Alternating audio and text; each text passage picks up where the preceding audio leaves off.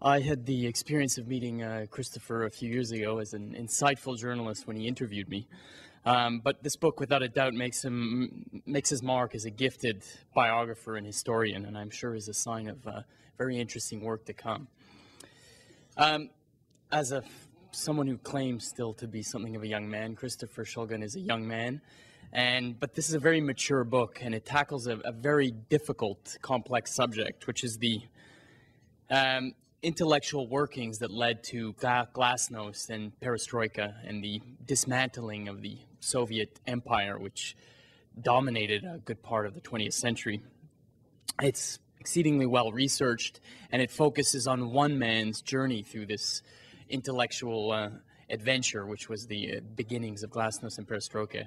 A man named Alexandre Yakovlev, who is someone that my own family, as those who read the book learned, had a close ties with. Yakovlev is a very worthy subject. He is, personally, I knew him as he wasn't large in stature, but he was bear-like, very stout, very bushy eyebrow, had a pronounced limp, and would come to the house bringing gifts of vodka, which still to this day occupy a good space in our wine cellar. Or so much of it, and caviar, which remains just a fond memory and a less and less requitable love in my part, for such a rare substance. He was my first experience of, and my father was very fond of him, first experience of a very Russian character, of a gruff, hard appearance on the outside, which conceals behind a very passionate, warm, and deeply generous man. My father would often say of him that he was a remarkable man, a man who was not afraid to search for deeper and deeper truths.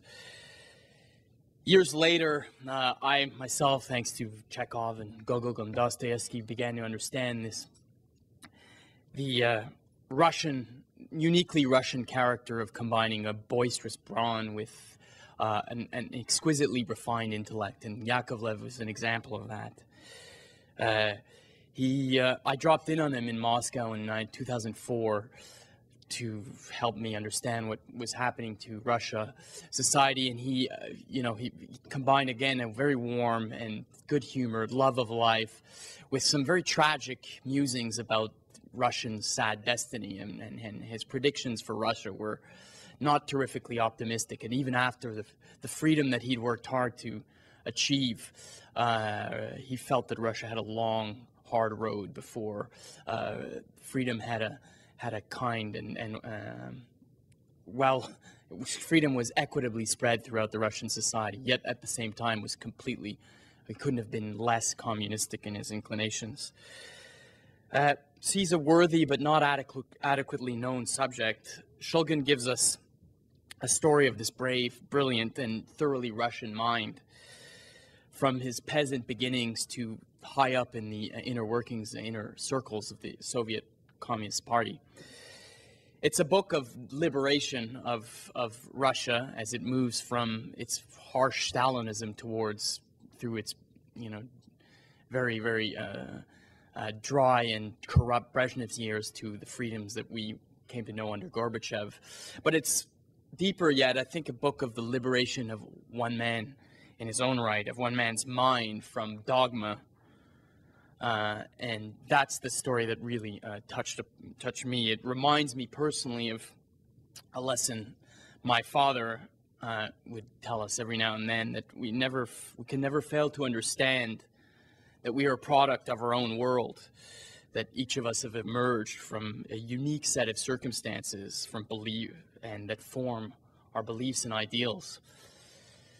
That our notions of right and truth are, perhaps quite different from other people's notions of right and truth. And that all dialogue begins with respect and understanding for these deep differences.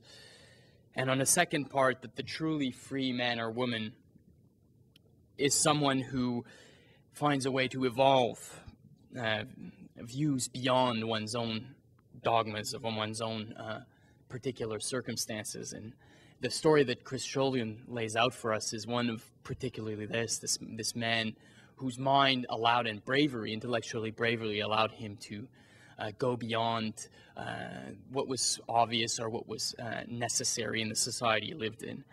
It's a tale of a man's, it's a celebration of this complex virtue of evolving beyond one's dogmas. It's a tale of a man's courage to go beyond his own circumstances, of his ability to observe, listen, and learn from varied experiences. And a celebration also of a friendship between an undogmatic prime minister, always thrilled to consider the unconsidered, and an open-minded ambassador willing to go beyond his own certainties.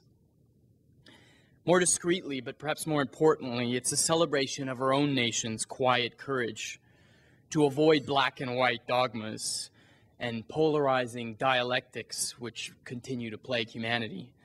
This courage is mostly unnoticed and unheard, but as Christopher Shulgan has aptly shown, every now and then